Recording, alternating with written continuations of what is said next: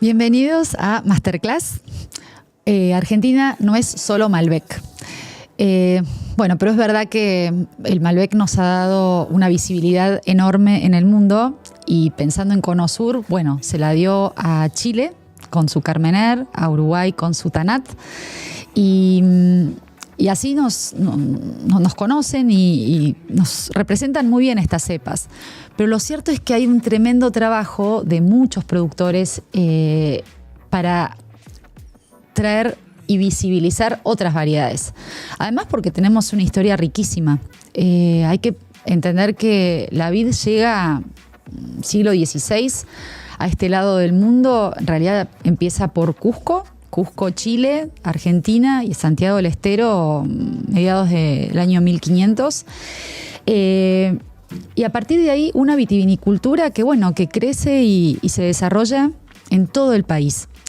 Y las variedades fueron traídas por los inmigrantes en la mayoría de los casos, sobre todo españoles e italianos, pero lo cierto es que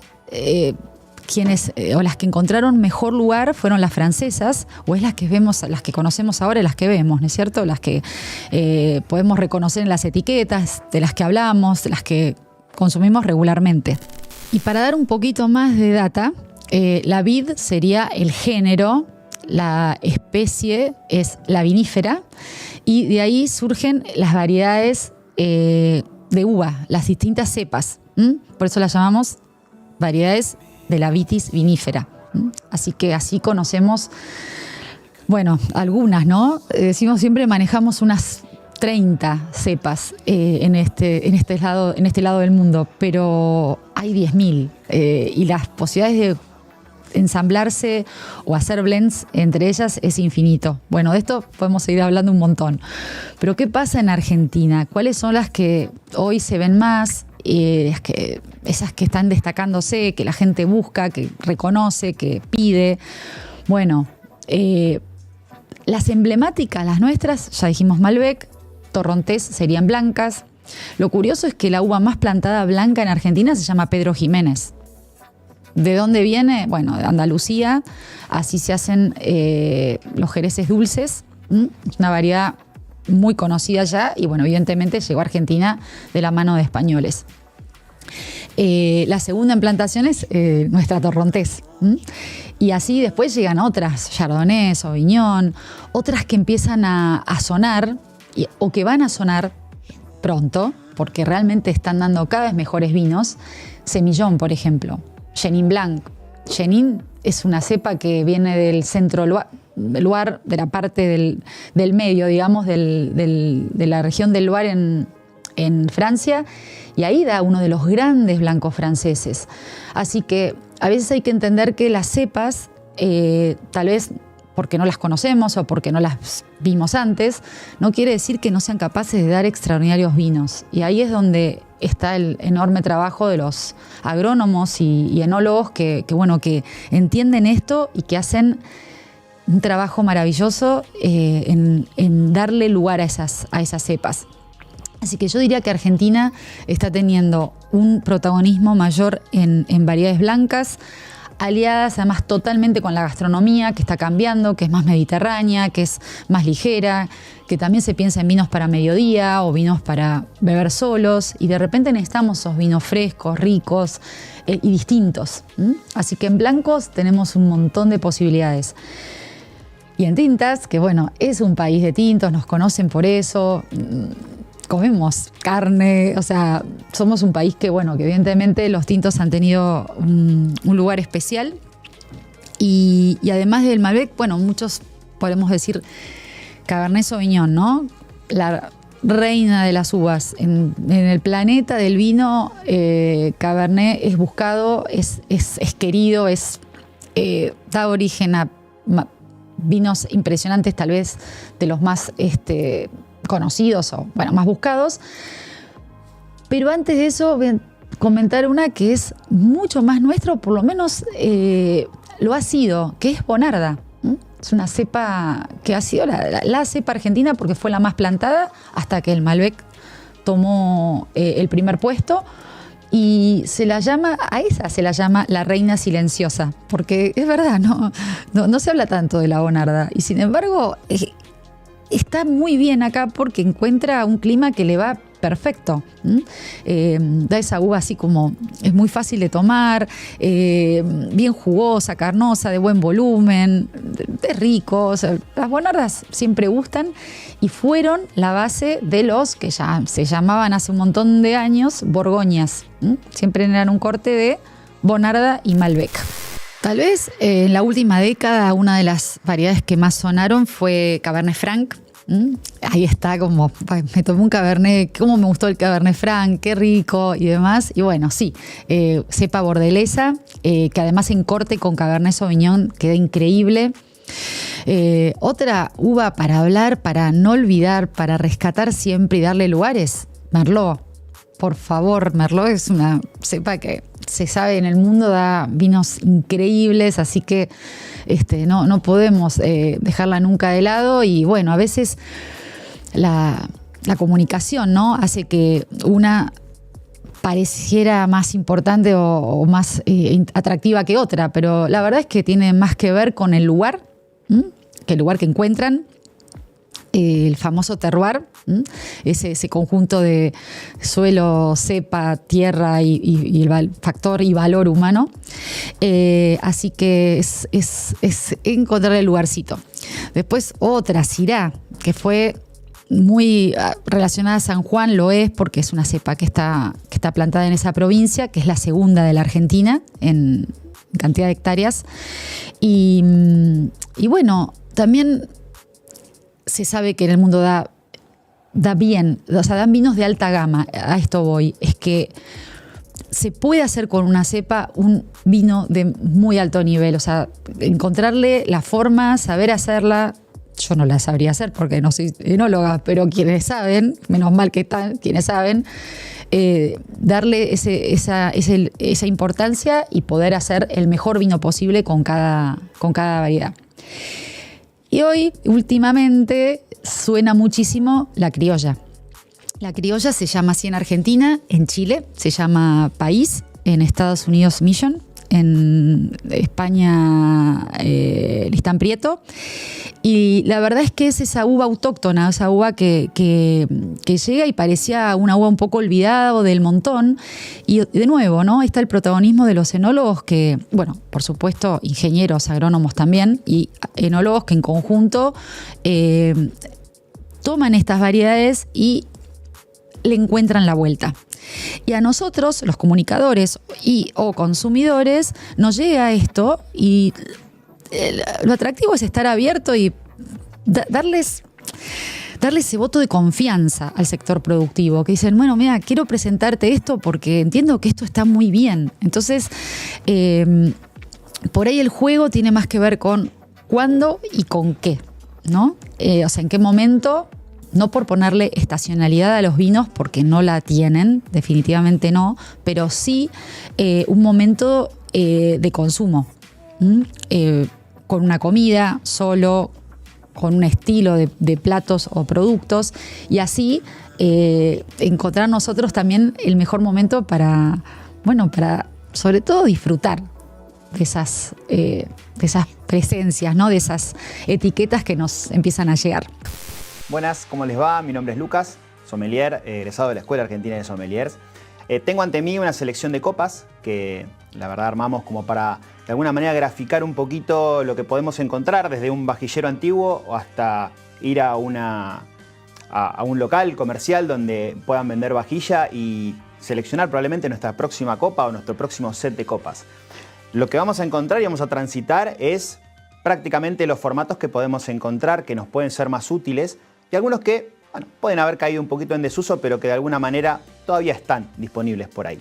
Bueno, me gustaría arrancar por un formato que tenemos bastante visto hoy en la coctelería sobre todo, pero que tradicionalmente se usaba para un vino espumoso, para una gran fiesta eventualmente. Y mismo, hoy lo podemos tener un poquito más a la mano por el famoso meme de Leonardo DiCaprio, ¿sí? La famosa Copa Cup, que se inspiró, según la leyenda, la verdad esto lo cuentan un poco algunos libros, de que se inspiró en una parte anatómica de María Antonieta, en esas cortes reales de la Francia victoriana eventualmente, y que la verdad ha sido un formato que históricamente está relacionado no solamente al vino espumoso, sino también a estas grandes fiestas, ¿sí?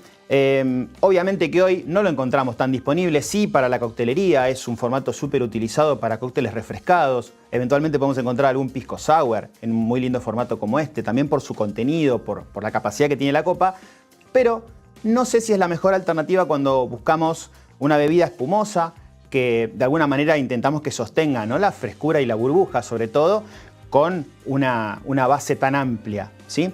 Por eso que también encontramos una copa como la copa de champagne, la copa flauta, en este caso una copa relativamente baja, ¿sí?, de espumoso, lo cual está muy bueno también para tener en consideración, sobre todo por la cantidad que podemos servir en estas copas y que a nivel servicio, y ni que hablar como sommelier nosotros, encontramos, bueno, bastante más simple el servicio que esas copas flautas muy alargadas que tienen una superficie de contacto bastante pequeña, ¿sí? Sostienen muy bien la burbuja, pero de alguna manera ya no son las copas predilectas, preferidas hoy por la gastronomía en general.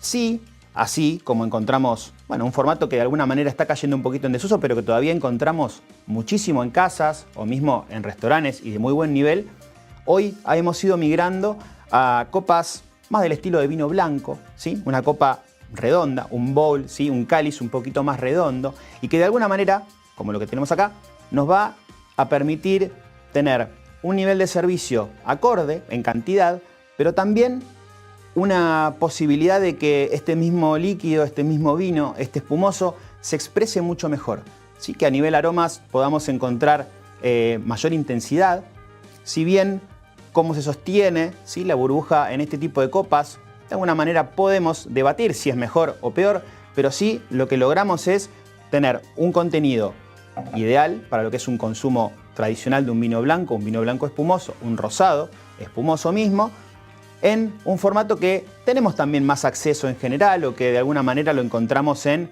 muchísimas casas o mismo dentro de restaurantes, y de restaurantes no específicamente de vinos, sino que podemos encontrarlo en muchísimos lugares diferentes. En todo caso, hoy, cuando elijamos nuestra próxima copa, cuando nos encontremos con alguna copa perdida por ahí, o que vayamos a visitar algún lugar y que tengan estos vajilleros bien nutridos, ¿sí?, y nos encontremos con estos formatos, al menos podamos saber pros y contras de cada uno, ¿sí? Obviamente que el estilo, ¿no?, que a cada uno más le llame la atención, nos va a ayudar a elegir la que más nos guste, a veces para divertirnos, a veces para probar cómo se expresa cada uno en una diferente copa, lo cual realmente es muy nutritivo a nivel ejercicio, pero sin ninguna duda todos los formatos sirven, se han creado para eso justamente, pero sí, bueno, esta info ojalá les sirva para tenerlo presente siempre, ¿sí? Mismo hay copas que son muy versátiles entre la transición de un vino blanco, un vino rosado, un vino tinto. A veces podemos usar la misma copa sin ningún tipo de problema. Obviamente que hay formatos como los primeros que para esto están prácticamente descartados.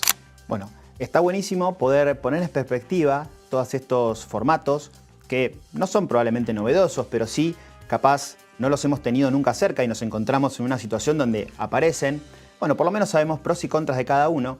Todos funcionan para lo que realmente fueron creados, ¿sí? Entonces es una cuestión más estilística muchas veces o de diseños más novedosos o de tratar cosas nuevas, pero honestamente todos estos nos van a funcionar.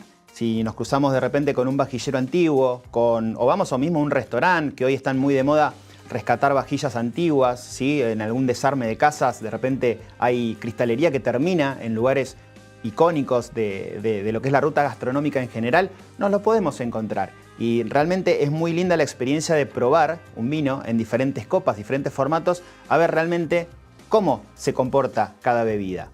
Bien, está buenísimo hablar de la copa de vino blanco como también un comodín en lo que es sobre todo el consumo en el hogar, ¿no? No siempre tenemos la posibilidad de tener espacio suficiente muchas veces para guardar muchísimas copas, ni que hablar lo que es el mantenimiento de la limpieza de estas copas y demás. Entonces, muchas veces elegir un formato que se adapte mejor a la ocasión de consumo, más en la diaria, está bueno. Y la copa de vino blanco muchas veces nos resuelve eso, ¿no? Para espumoso, que hoy está bastante en boga el uso de copa de vino blanco, vinos blancos obviamente, vinos rosados, vinos naranjos. Entonces está bueno empezar a pensar en esa chance. Y después obviamente la copa clásica de vino tinto, que normalmente en cualquier comercio la podemos encontrar con un nombre más genérico, ¿no? Estilo copa Bordeaux, muchas veces lo vamos a ver, o copa Chardonnay de vino blanco. Esto de alguna manera nos acerca a estas nociones, ¿no? De, bueno, cepa blanca, vino blanco, cepa tinta, vino tinto, y que está bastante difundido también en la gastronomía más clásica. Estas son las copas que nosotros generalmente vamos a tener frente nuestro cuando accedamos a algún lugar a comer y a poder tomar un rico vino.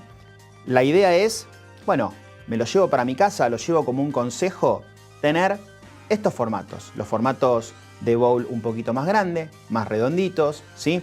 Que tengan una boca un poquito más pequeña en comparación al cáliz, que esto nos va a permitir justamente una concentración de aromas, ¿sí? Permitirnos disfrutar prolongadamente las fragancias, ¿sí? Y que estén justamente un poquito más encerradas dentro de la copa para que su expresión perdure un poquito más. Cuando nos vamos hacia las copas de vino tinto, ya empezamos a ver otros volúmenes.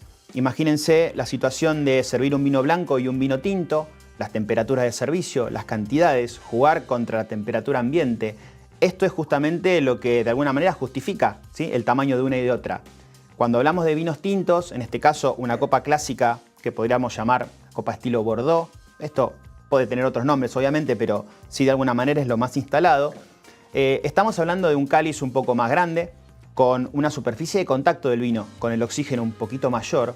Esto lo que nos va a permitir justamente es que este vino se vaya abriendo en el transcurso de los minutos, delicadamente, porque lo vamos a encontrar también súper fragante porque están los mismos aromas encerrados en la copa, ¿no? Por esta diferencia entre el cáliz y la boca, y que a su vez son copas súper versátiles para muchísimos usos. Todas las cepas prácticamente podemos consumirlas en el mismo recipiente, esta misma copa, ¿sí?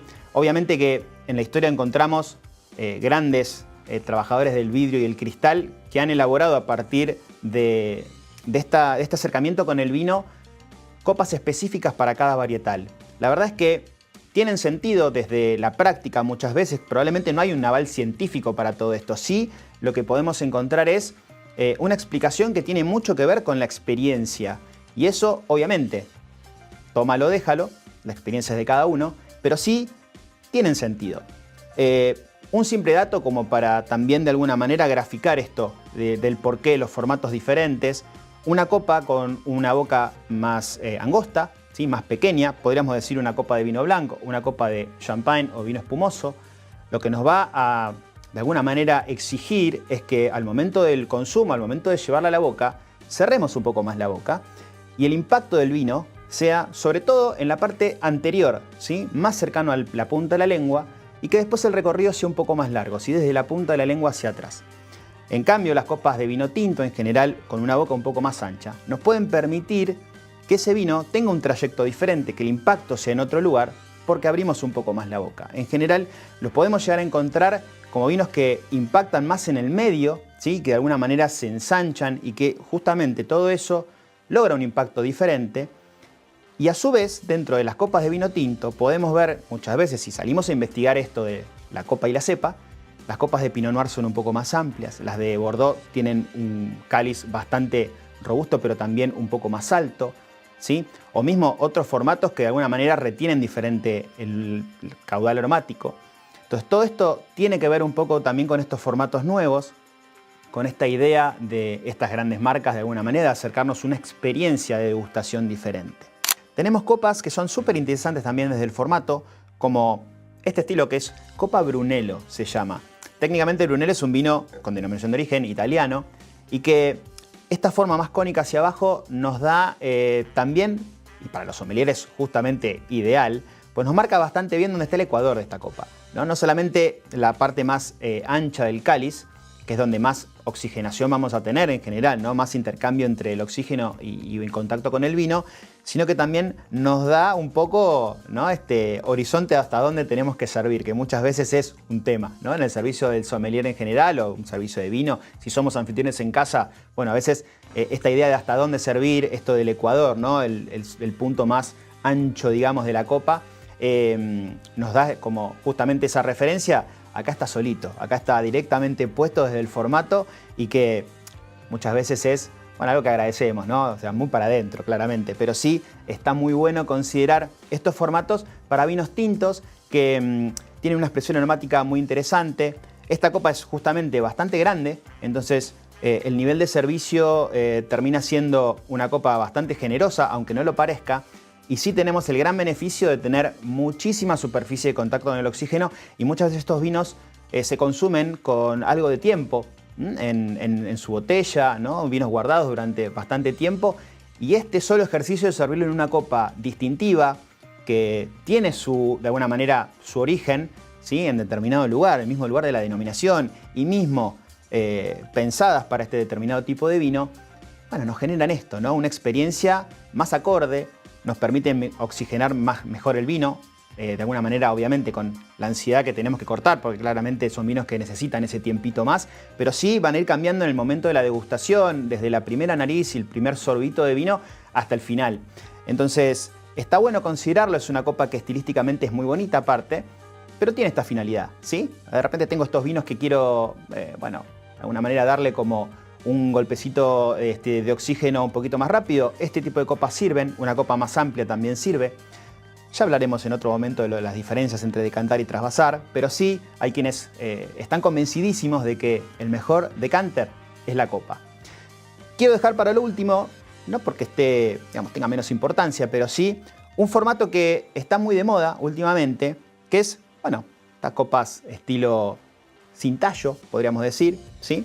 Que son un cáliz, pero claramente me falta el lugar de sostén, ¿sí? Como sostenemos en general cualquier copa, de su tallo o de la base, y que obviamente uno pensaría de prima facie que esto es, bueno, un error. No puedo servir un vino si estoy tocando el cáliz, ¿no? Sobre todo los puristas, ¿no? Que muchas veces somos nosotros, los mismos sommelier, comunicamos que la forma correcta de agarrar una copa termina siendo desde el tallo o desde la base. Y si no tengo tallo y base, no me queda otra, la voy a agarrar justamente del cáliz.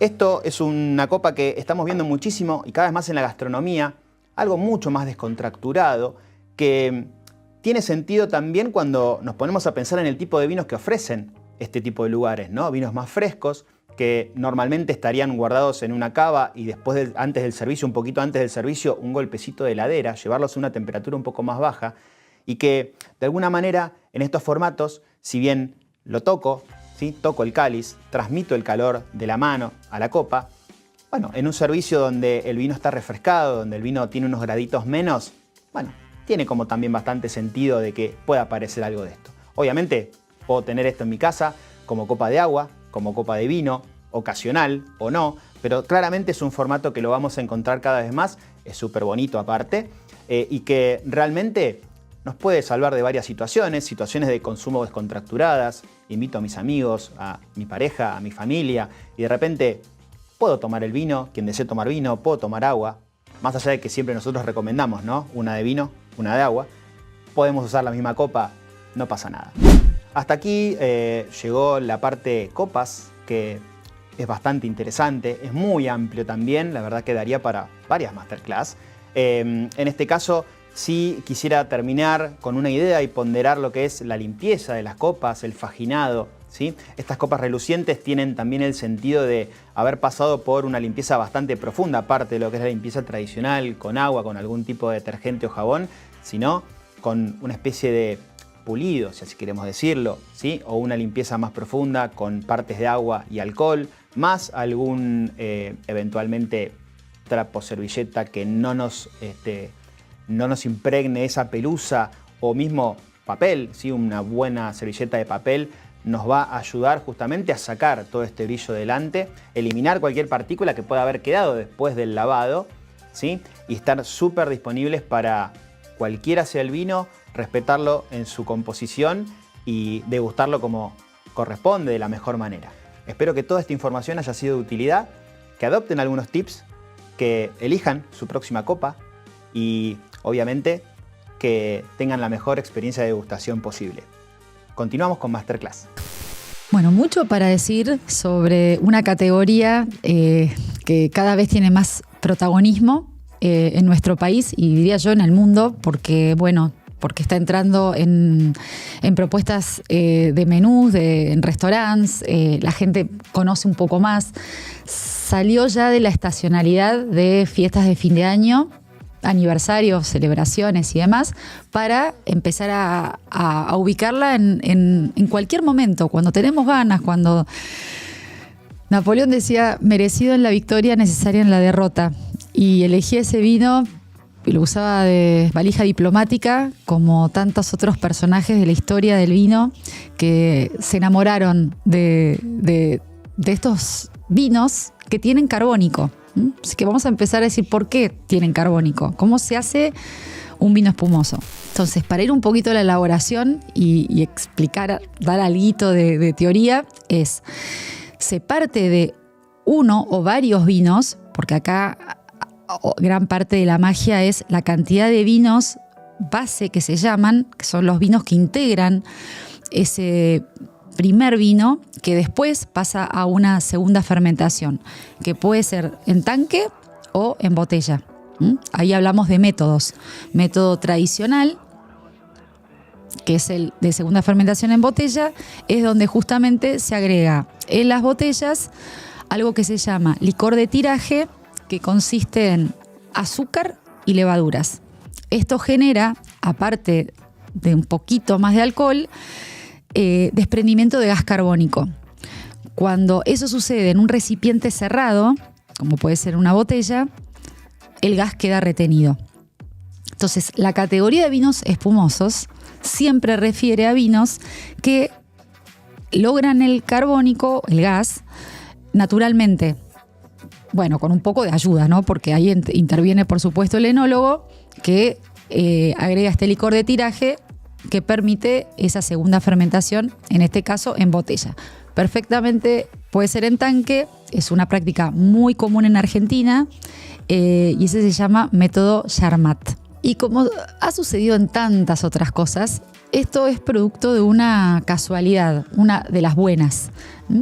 Muchísimos años atrás, podríamos hablar, no sé, del año 1500, los vinos se elaboraban y si se toma en cuenta las zonas frías, concretamente la Champagne es una zona muy fría en Francia, de hecho hoy las primeras en las que se vendimia, los vinos se creían terminados, más o menos ya estaban, digamos, para consumir. Los vinos se quedaban concretamente en las zonas frías donde se elaboraban y después cuando llegaba la primavera se encontraban con burbujas.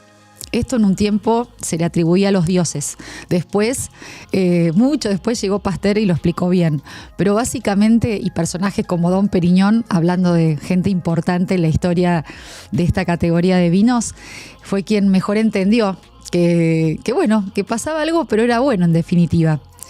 Es interesante este punto porque en realidad era una única fermentación como dividida en dos partes. ¿Qué es lo que hoy conocemos como Pet Nat?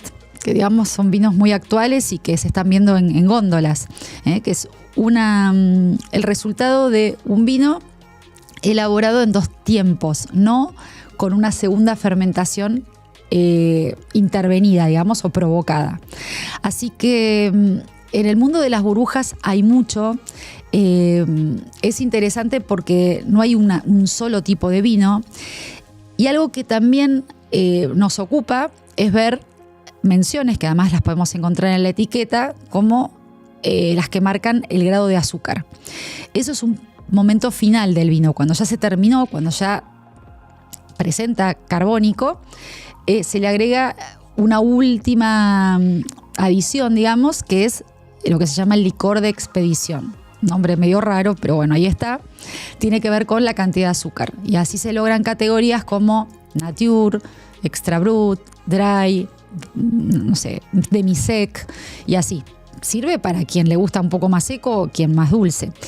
Y para elegirlos también después con un producto, ¿no? Con una preparación. Yo voy a empezar con los más secos y voy a terminar con los más dulces. De repente un demi-sec me queda bien para un final de comida o para beber solo. Mientras que los más secos me sirven para un principio de comida. y siempre para beber solos, porque la verdad que es un vino que se puede tomar en cualquier momento, cualquier hora. Son de los vinos más fáciles. Presentan una elegancia natural muy particular que realmente da para disfrutarlos siempre.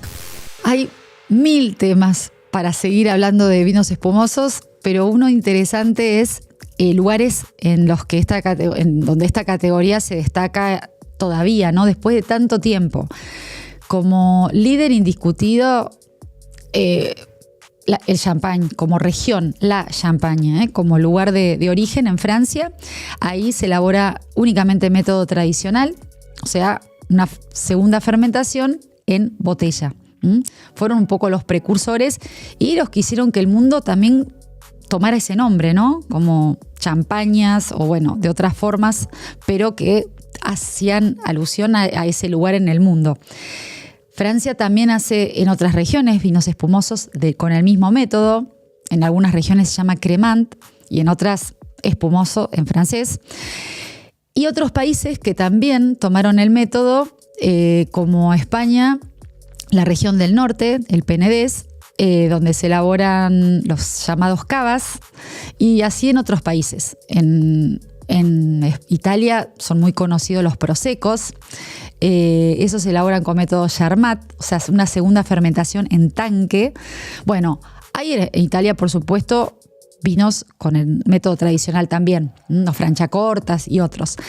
O sea, es que es como que cada país fue eligiendo también lugares para destacar un método o elegirlo y así ofrecer estilos, porque acá también es importante decir que tiene que ver con las crianzas, el tiempo de estos vinos que pasan con las levaduras, y eso es lo que les da parte del carácter, de esas notas especiales que tienen los vinos espumosos, que bueno, que huelen un poco a veces a pan tostado, a brioche, a frutas secas, y eso en gran parte tiene que ver con el método y el tiempo de contacto, que llamamos en esta categoría crianza. Bueno, y también hay que hablar de uvas, porque lo cierto es que la Champagne originalmente propone Chardonnay, Pinot Noir, Pinot Meunier y otras más blancas, pero el mundo, Argentina en concreto, decidió ir por Chardonnay y Pinot Noir, y la mayoría de los vinos espumosos se hacen a partir de esas dos uvas. Yo puedo elegir los dos y me pueden encantar los dos, y los voy a elegir más bien el momento de la comida o por qué los quiero beber, pero no necesariamente se ubica uno por arriba del otro. A veces el que se llama Charmat, que es el de segunda fermentación en tanque, tiene una crianza larga también. Eso se llaman Charmat lungos. En fin, hay mucho más para decir, pero lo interesante es que haya, propuestas, que hayan etiquetas y que nosotros podamos también disfrutarlos, ¿no? Y conocerlos mejor.